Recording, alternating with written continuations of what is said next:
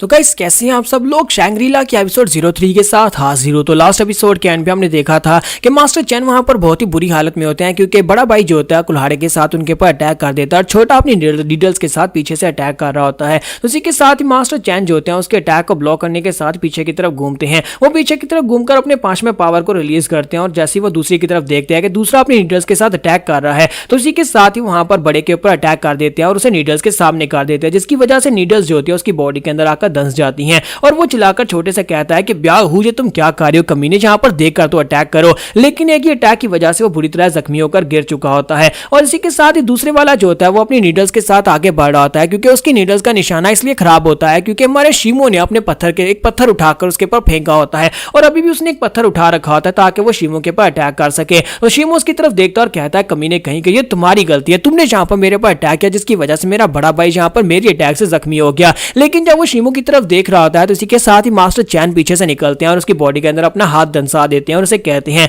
तुम एक असैसिन हो लेकिन तुम्हें यह नहीं पता कि फाइटिंग के दौरान अपने टारगेट के ऊपर ही नजर रखी जाती है। और इसी के साथ ही वो उसका सर काट देते हैं। तो वहां पर उसको मारने के बाद ग्राउंड के ऊपर गिर जाते हैं क्योंकि उनकी अपनी हालत भी काफी खराब होती है। तो शीमो उनके पास आता और कहता है कि मास्टर क्या आप ठीक हो? तो वो उसे कहता है कि हाँ मैं ठीक हूँ, ये तो बस छोटी मोटी चोटें हैं, मैं इनको खुद ही हील कर लूंगा। और इसी के साथ ही वो अपनी एनर्जी के साथ अपने आप को सेल्फ हील करना स्टार्ट करते हैं कि हमारा शीमो उनसे कहता है कि तुम जहां पर मेरी वजह से जख्मी हुए जबकि मैं जहां पर तुम्हारी वजह से हिसाब में फंसा हूं, तो मुझे लगता है कि हम दोनों का हिसाब यहाँ पर बराबर हो चुका है। अब जबकि हिसाब बराबर हो चुका है तो मैं यहाँ से जा रहा हूँ। तो जैसे वो जाने लगता है तो मास्टर चैंग उसे कहता है कि यंग मास्टर शी क्या तुम्हें वाकई में लगता है कि तुम यहाँ पर सेफ हो? ये लोग तुम्हें मारने तक तुम बिल्कुल भी नहीं रुकने वाले, ये दोबारा तुम्हें मारने के लिए आएंगे।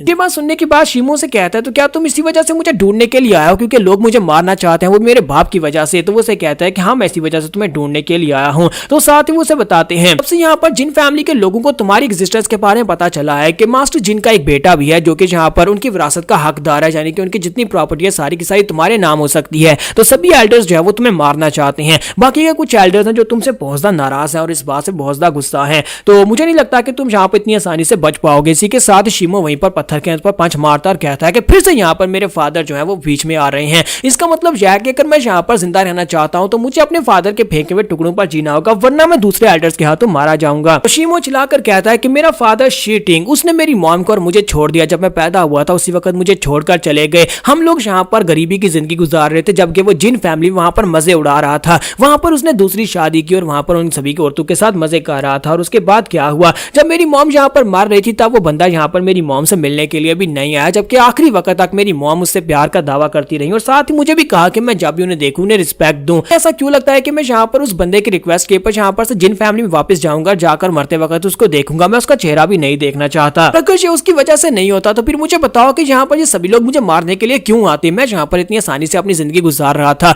लेकिन मेरे डैड की वजह से अब यहाँ पर सभी लोग मुझे मारना चाहते हैं। तो मास्टर चैंग उसे कहता है कि मैं तुम्हें एक बात बताऊं कि सभी लोग तुम्हें मारना नहीं चाहते बल्कि तुम्हारे डैड की जो मिस्ट्रेस है यानी कि उनकी जो दूसरी वाइफ है वो तुम्हें बचाना चाहती हैं। वो जिन फैमिली की यंग मिस हैं और वो चाहती हैं कि तुम जिंदा रहो। तो तुम यहाँ पर हमारे साथ चलते हो, अगर तुम फैंग सिटी में हमारे साथ चलते हो तो मिस्ट्रेस वहां पर अपनी पोजीशन और अपनी इन्फ्लुएंस को यूज करते हुए तुम्हें बचा लेंगी, वो तुम्हें कुछ भी नहीं होने देंगी। साथ ही मास्टर वहां पर से एक नीडल उठाते हैं और उसे कहते हैं कि लेकिन अगर तुम यहाँ पर इसी बात के ऊपर अड़े रहते हो कि तुम यहीं पर रहना चाहते हो तो फिर मुझे लगता है कि मैं तुम्हें यहाँ पर छोड़कर चला जाऊंगा। उसके बाद तुम्हारी लाइफ की कोई गारंटी नहीं है कि तुम्हें यहाँ पर कोई बचाने वाला होगा या नहीं, क्योंकि मुझे तो यहाँ पर से अपना मिशन पूरा करके वापस जाना है। अगर तुम मेरे साथ चलते हो तो ठीक है, अगर नहीं चलते तो फिर भी ठीक है, मुझे यहाँ पर से वापस जाना ही होगा। और इसी के साथ उसे कहते हैं कि अगर तुम यहाँ पर मेरे साथ नहीं चलते तो फिर उन सभी लोगों के लिए तुम एक सिंपल टारगेट है, वो बड़ी आसानी से तुम्हें मार डालेंगे। तो शीमो से कहते हैं तुम ये कहना चाहते हो कि अगर मैं यहाँ पर रहूंगा तो मैं मरूंगा, अगर तुम्हारे साथ जाऊंगा तो जिंदा रहूंगा? तो मास्टर चैंग उसे कहता है कि हाँ मैं तुमसे यही कह रहा हूँ, तुम्हें हमारे साथ चलना ही होगा। तुम इस वक्त बॉडी टेम्परिंग के 7th लेवल पर हो जो कि कल्टीवेशन बहुत ज्यादा कम है।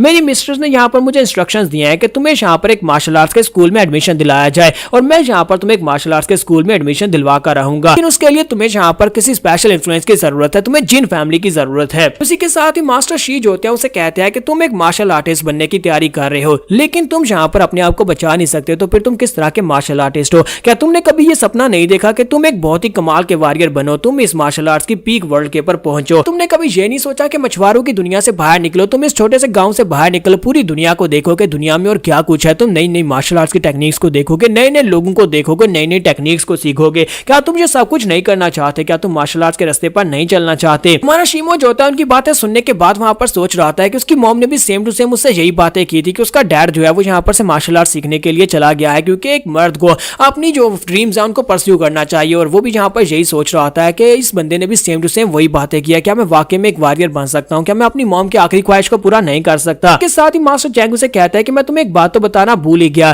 कि इस वक्त काइजुआन मार्शल स्कूल के लोग जो है वो रिक्रूटमेंट सेरेमनी रख रहे हैं। 5 साल के बाद वो दोबारा यहाँ पर रिक्रूटमेंट ओपन कर रहे हैं, जिसमें बहुत ही कम डिसिपल्स को लिया जाएगा। अगर तुम चाहो तो तुम इस स्कूल में एडमिशन ले सकते हो, क्योंकि वहां पर इतनी आसानी के साथ एडमिशन नहीं मिलता। हम बस तुम्हें वहां पर इंट्रोड्यूस करवाएंगे, लेकिन वहां पर टेस्ट को पास करना ये तुम्हारी अपनी जिम्मेदारी होगी कि तुम टेस्ट को पास करके स्कूल का हिस्सा बन पाते हो या नहीं, ये तुम्हारे ऊपर डिपेंड करता है। मास्टर चैंग जो होते हैं उसे कहते हैं कि चलो ठीक है, बस बहुत हुआ, तुम तो मेरे साथ चलना नहीं चाहते तो मैं जाकर मिस्ट्रेस को बता देता हूँ कि तुम मेरे साथ नहीं आए। और इसी के साथ ही हमारा शिमो जो होता है उसे कहता है कि जरा रुको, मुझे थोड़ी देर सोच तो लेने दो, मैं यहाँ पर सोच कर तुम्हें बताता हूँ मुझे क्या करना है। तो उसके बाद हमारा शिमो उसके साथ जाने के लिए तैयार हो जाता है। तो वो लोग जो होते हैं कार में बैठकर वहां पर से जा रहे होते हैं। तो शिमो से कहता है कि मास्टर चैंग, हम लोग कितने दिनों से यहाँ पर से अपनी कार में बैठकर निकले हैं और अभी तक हम लोग पहुंचे क्यों नहीं, कितनी दूर है, हमें कितनी दूर जाना है। तो वो उसे बताते हैं कि हम लोग इस वक्त फैंग सिटी की तरफ आगे बढ़ रहे हैं। फैंग सिटी तुम्हारे उस मछुआरों के गांव से बहुत ज्यादा दूर है। अगर हम लोग यहाँ पर से वहां तक सफर देखें तो पूरे 1 महीने का सफर बनता है। पूरे 1 महीने के लिए हमें इसी तरह आगे बढ़ते रहना होगा। साथ ही वो उसे अपनी डायनेस्टी के बारे में बताते हैं कि हम लोग क्वांजू डायनेस्टी में रहते हैं और यहाँ पर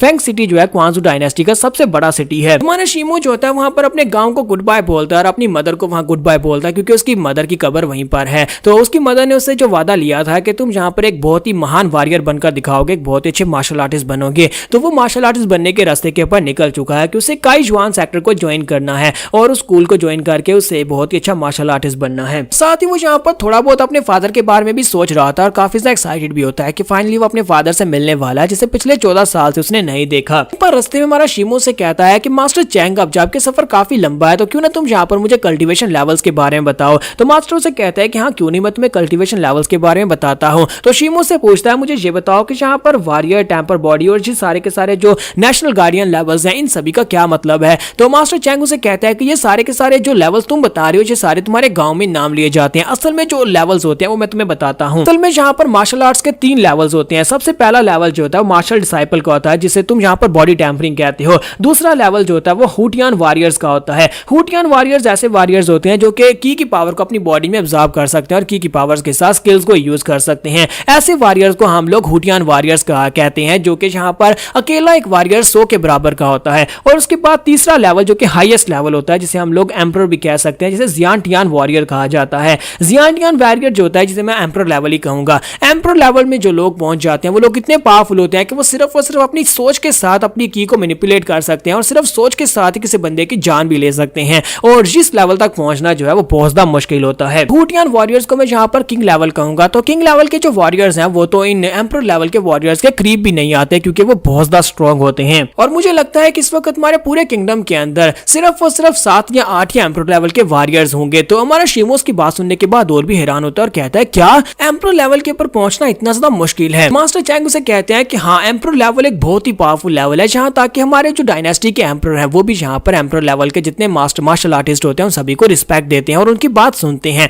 लेकिन तुम्हारे लिए अभी तो ये बहुत ज्यादा दूर है, तुम तो अभी तक यहाँ पर की को यूज भी नहीं कर पाते। तुम यहाँ पर अभी के लिए एम्परर लेवल के बारे में मत सोचो, क्योंकि अभी तो तुम्हारी यहाँ पर जर्नी की शुरुआत हुई है। यहाँ पर हमारी एपिसोड 03 का एंड होगा। तो फाइनली यहाँ पर हमारे शिमो की जर्नी जो है वो स्टार्ट हो चुकी है। अब यहाँ पर से वो मार्शल आर्ट्स के स्कूल में एडमिशन लेगा और उसके बाद मार्शल आर्ट्स का वॉरियर बनकर दिखाएगा। तो एपिसोड की एक्सप्लेनेशन अच्छी लगी हो तो कमेंट करके जरूर बताइएगा और वीडियो को लाइक करना मत भूलिएगा। Thank you.